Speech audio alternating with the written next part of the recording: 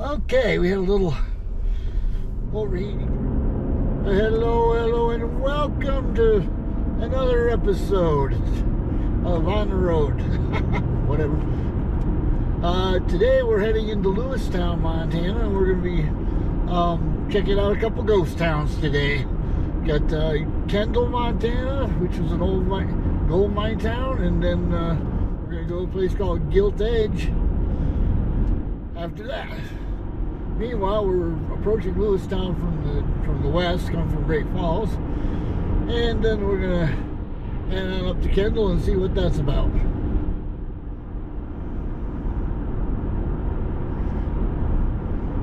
Beautiful, sunny, mostly sunny day, partly cloudy. 42 degrees outside, not too much wind, so should be a good day.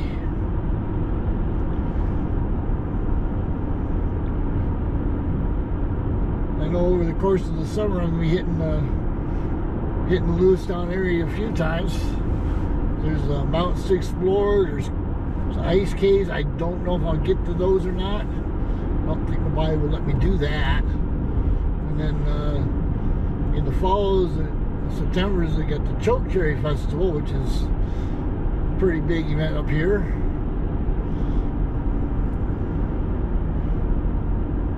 And there's just all kinds of things. There's museums, and there's you get some unique stores and things like that. So just gonna come down and explore during the course of summer. But today, ghost towns.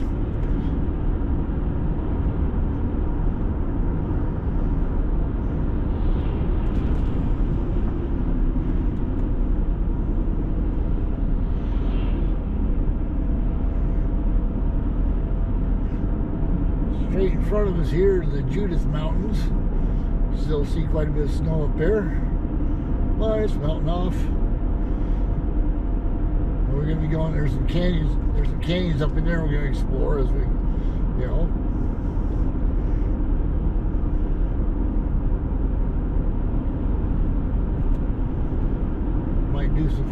might do some fishing up here.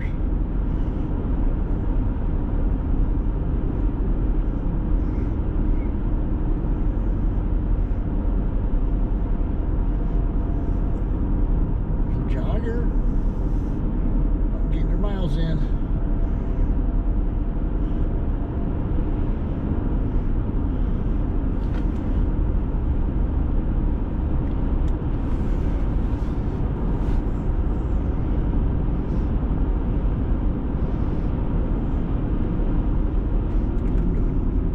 I'm speeding. Shh, I'm speeding.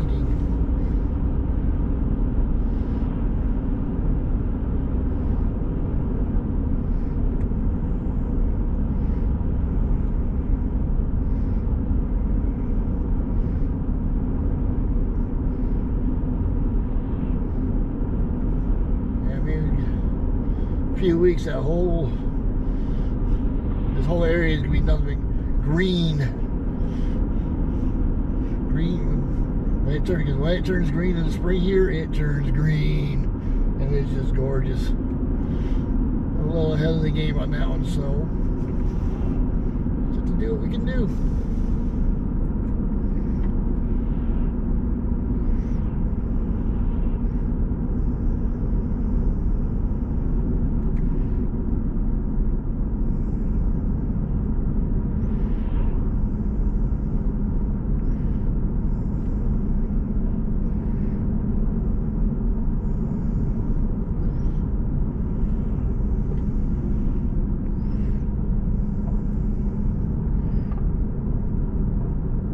This is the truck route through Lewistown.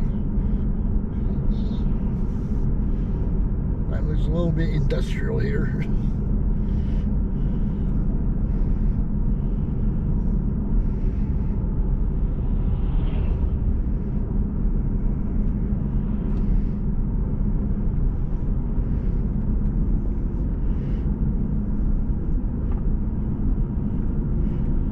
A little bit about Lewistown. It's basically the heart of central Montana. It's not a big, especially big city. I think it's like 8,000 people. including the outlying areas, because I know a lot of people like to retire up in the hills around the town. Way back in the 50s and 60s, when they were going to put in the Minuteman missiles out here, they were thinking about making Lewistown, putting a base out here at Lewistown, Air Force Base here at Lewistown, to be the hub of it. And some things happened, and Lewistown said, we don't want you here. Apparently there was some airmen or somebody, or contractors or something, misbehaved, caused some trouble, and so Lewistown said, we don't want you here. Well, anyway, so they decided to put the missile base out at Maelstrom, which was back at Great Falls, which at the time was known as East Base, Montana, East Air Force Base, and that base was a hobby point for the aircraft going over to Europe, Russia and Europe for during World War II, because it was a shortcut across Pacific Ocean, because they could go from Montana to Alaska to Siberia to, and on the way. They didn't have to worry about crossing the entire Pacific Ocean. So that was one of the things they did there. And then they put the missile sites over there, or the missile base over there, and then they got missile sites all around here.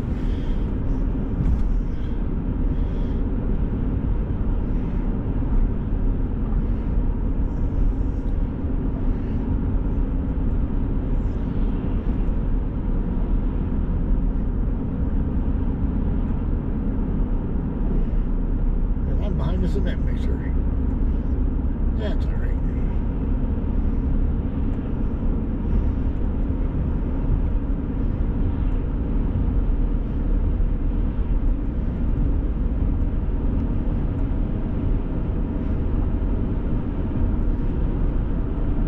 Just like anywhere in Montana, we got agriculture is the big thing.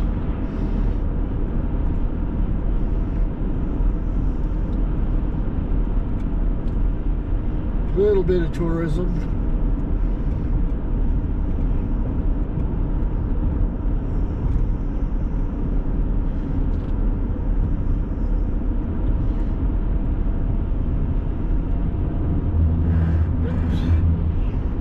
And the road, kids.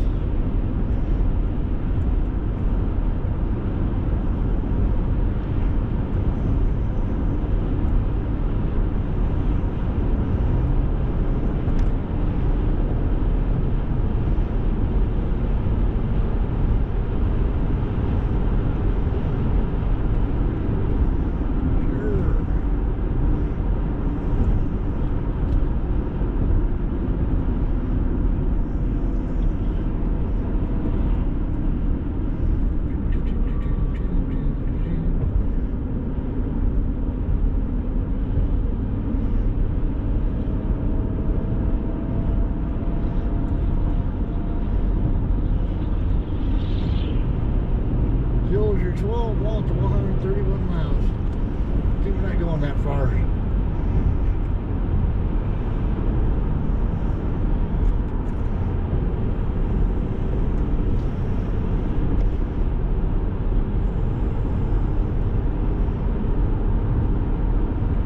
So let's see. What do I know about Kendall, Montana? My brief study of the place. Well, it was originally found in like the 1880s as gold mine. They found gold up there and found a little place 1880s, but the problem was at the time the only way they were extracting gold was through placers, and they needed a lot of water for that, but there wasn't enough water to do it, so it kind of fizzled out. And then around 1900 they put in a Mr. Kendall, I can't remember his name, forgive me, Mr. Kendall, he put in a mill for using cyanide leaching to extract the gold out of the gold. Anyway, so that grew up. That went pretty good, and then they around in the 1930s, the first mine petered out, and then shortly after that, there were 3 other mines that were in production too, and they ended up petering out, and there was nothing left to do it. So basically, it just the gold dried up, and then so did the town. At its peak, there were they said around 1,500 people lived there. They had a school, they had churches, they had restaurants, they had houses. They even had a brothel, you know. So it was a pretty happening place back then. But it just didn't, like I said, the gold dried up, so did the town. Then I guess there's a few people who up there, a little bit of people up there digging it out, but it's gone. Apparently, according to my research, they said the gold, about $2.5 million worth of gold out of the mines that are up there. So that's about it.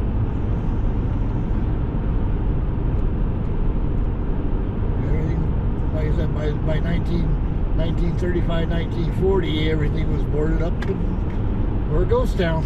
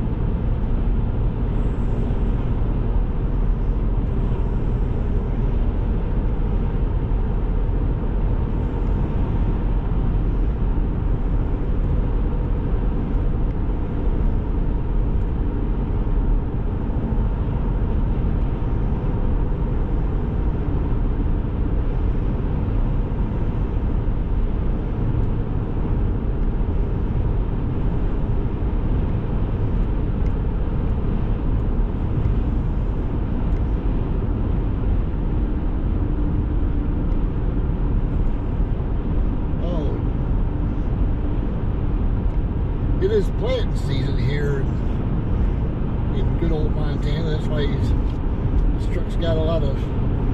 That's why this gentleman's got a pallet full of stuff. I'm guessing it's seed or something.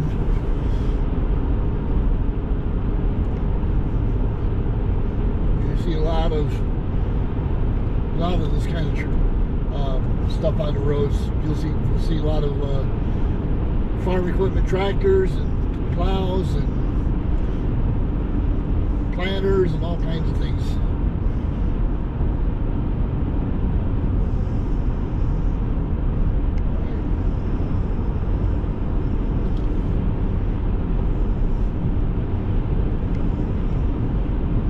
Okay, so we're going to turn here and go toward Denton.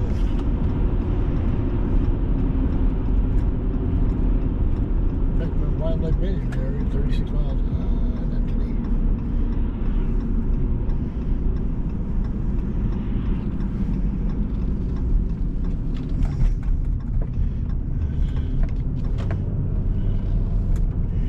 Residents in James A. Shelton Memorial Highway, Montana Highway 81.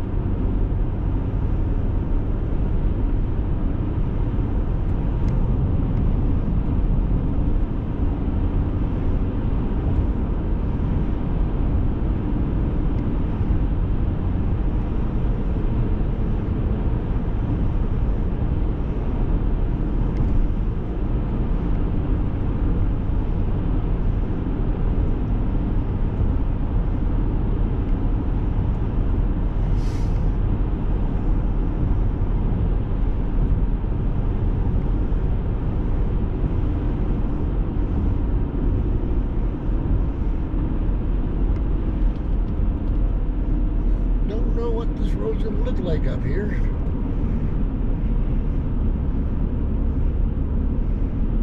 We're gonna find out together.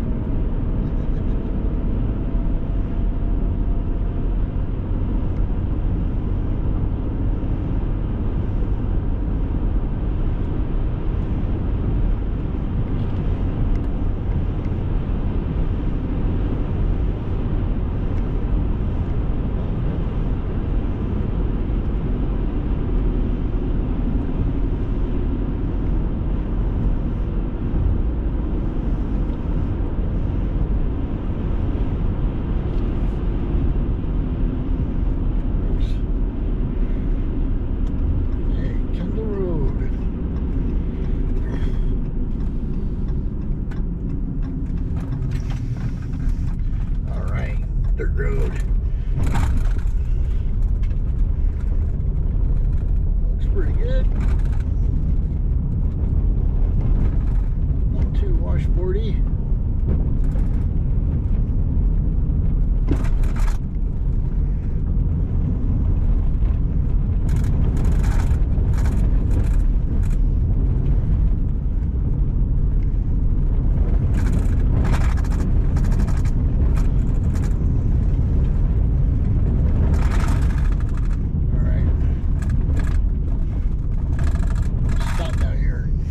Get rid of the sound effects.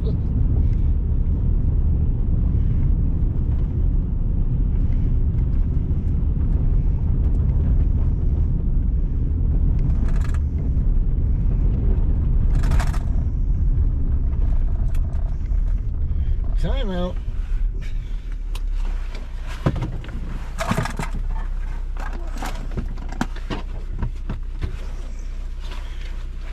See how that does. Anyway, these mountains up here are the Little Moccasin Mountains. It's a chain. It's an island chain. See a few of those here all around Lewistown.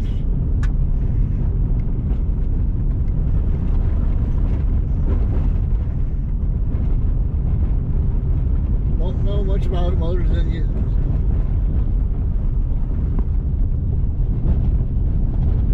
Same kind of wildlife. Bighorn sheep, elk, deer.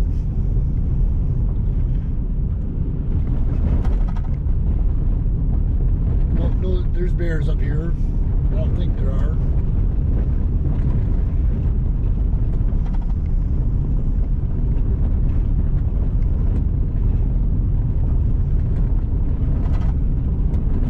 I don't think there's much in the way of camping.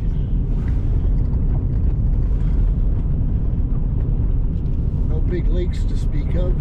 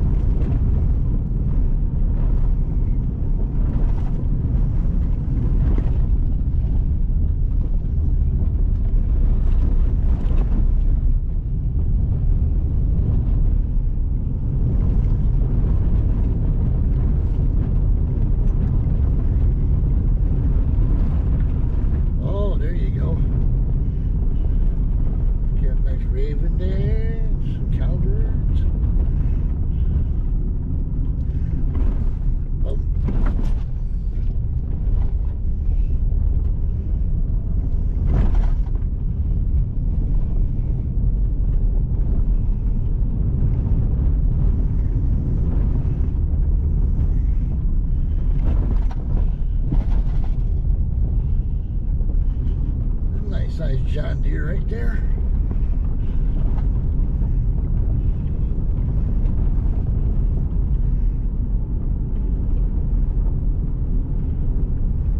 He's getting ready to get started. There's nobody there, but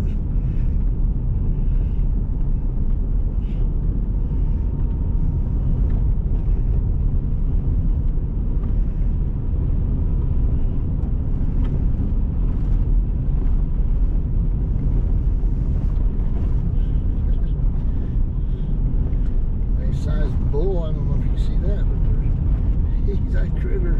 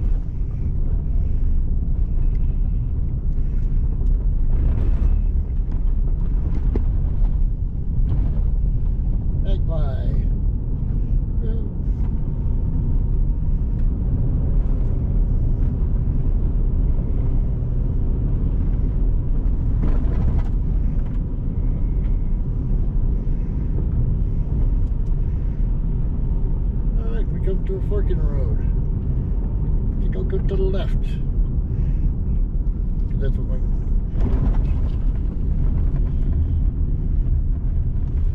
KM Road. Yep, that's where I want to go.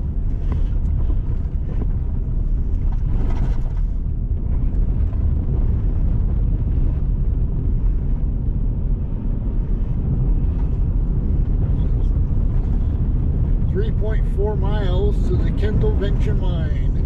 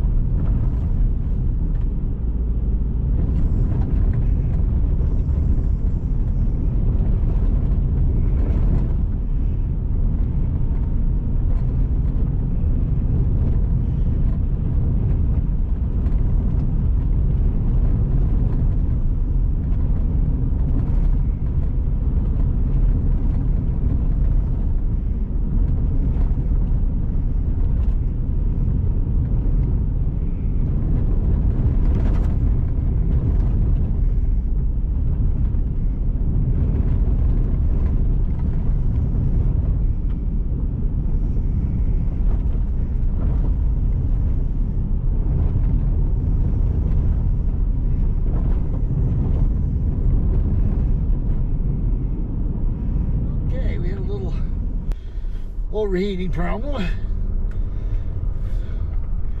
So I'm just gonna have to stop there for a minute, cool things off, and then proceed our way on up the hill. Here we got about a quarter mile up to the mine, I guess. See what it says. Public access road only. Positively no trespassing. Off-roadway or vehicle or foot. CR Kendall. Okay. So let's run up here and buckle up and drive carefully.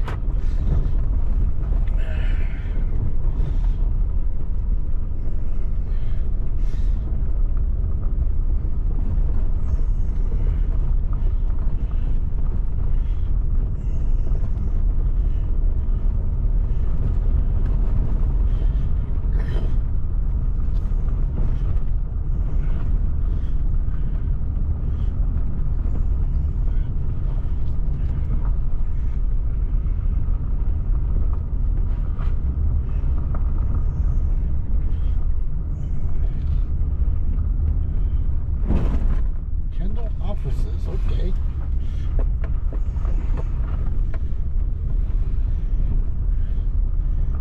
Can't tell you what those pipes are for. I have no idea.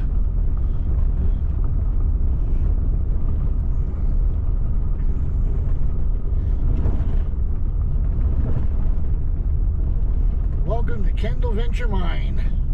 Okay. Road no access. Okay, let's see what's up here.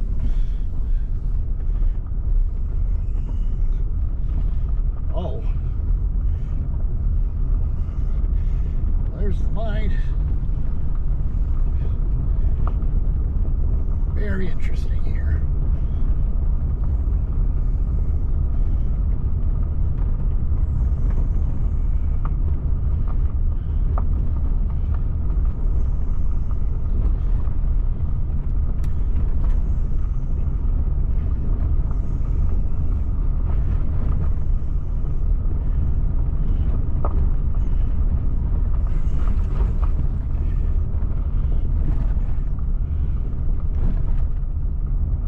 Access this way. Okay.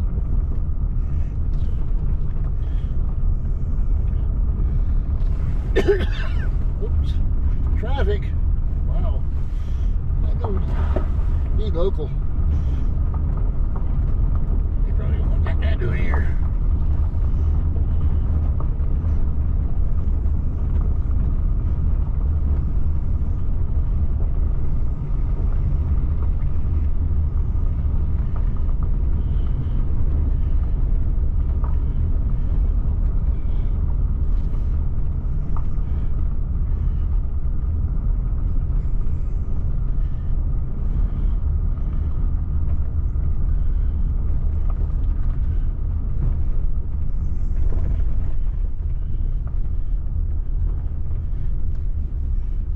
Road, no access.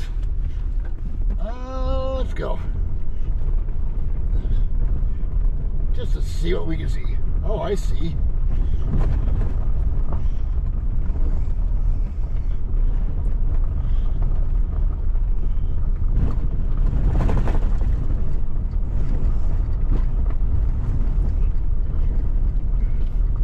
I see.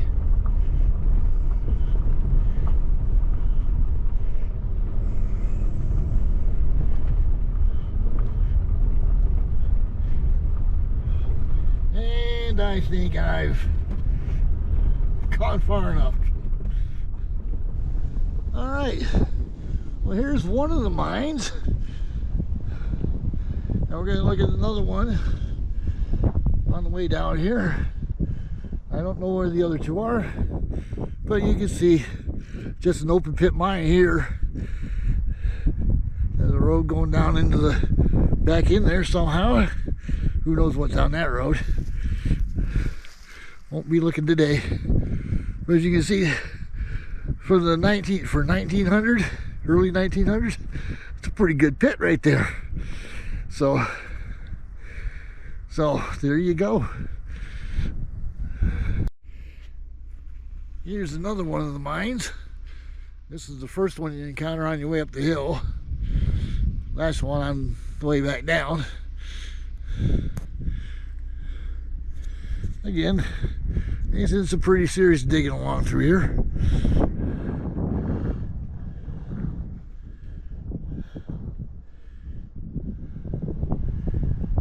There you go. let's explore a little bit. I don't know what any of these buildings are. There's no signage for any of it. A little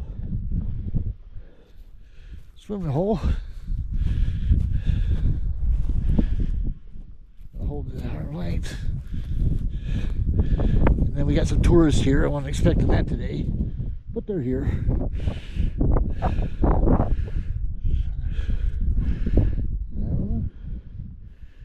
Then up here, got an amphitheater,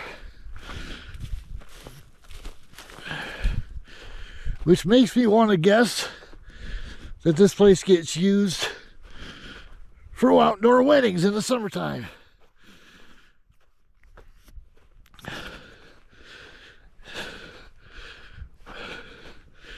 There's a lot of these places, a lot of places like this get used for weddings because it's just so pretty.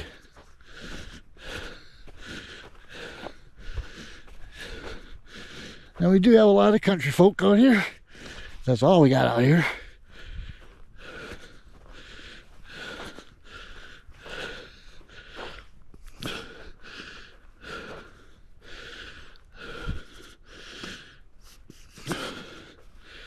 But there you go.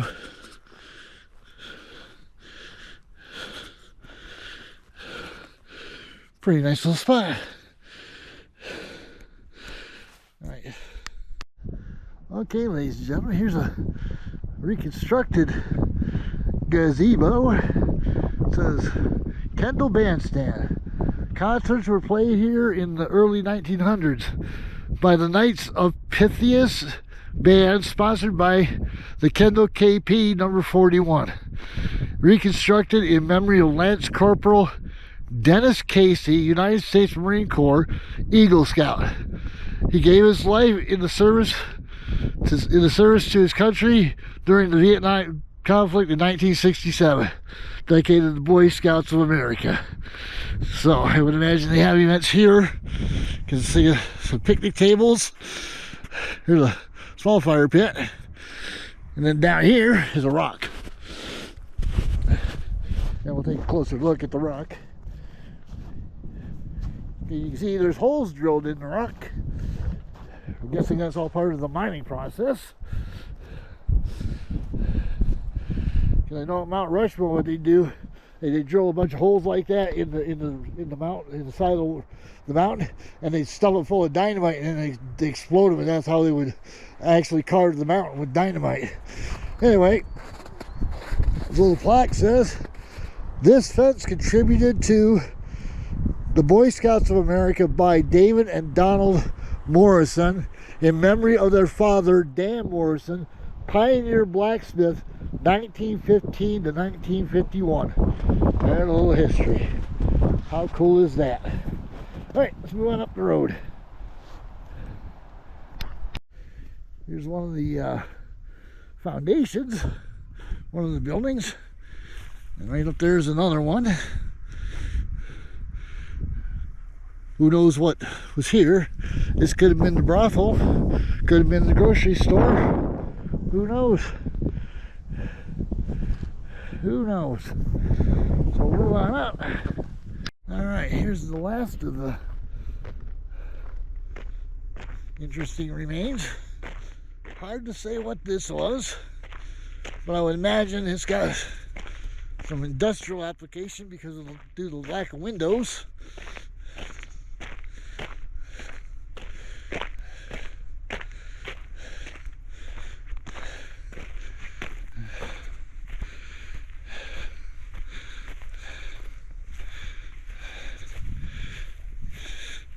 A lot of people come up here and carve into the plaster. Kind of makes it interesting. 1987. What other years do I got? 81 right there. Oh, here we go. Will Red Harvest. So messy, 1935. You see that? 1935 they were carving on this thing.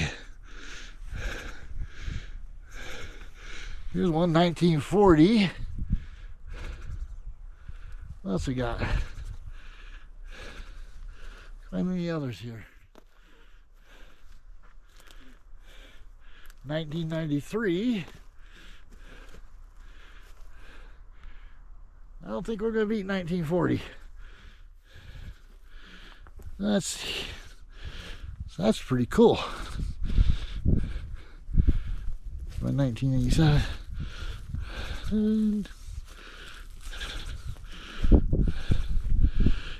Oh, Carolyn Peters, she did cursive.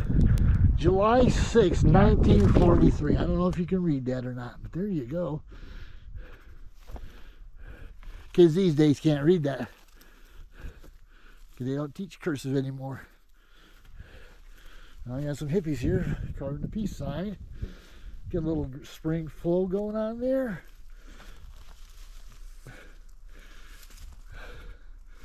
That's pretty cool. That is pretty cool, I think.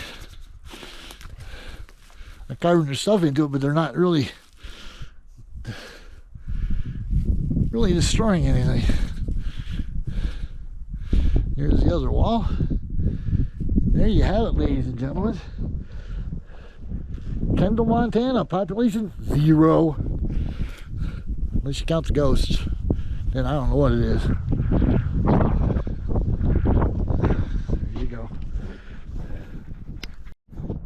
And now, ladies and gentlemen, I ask you, what good is a ghost town without a haunted outhouse? I just gotta know.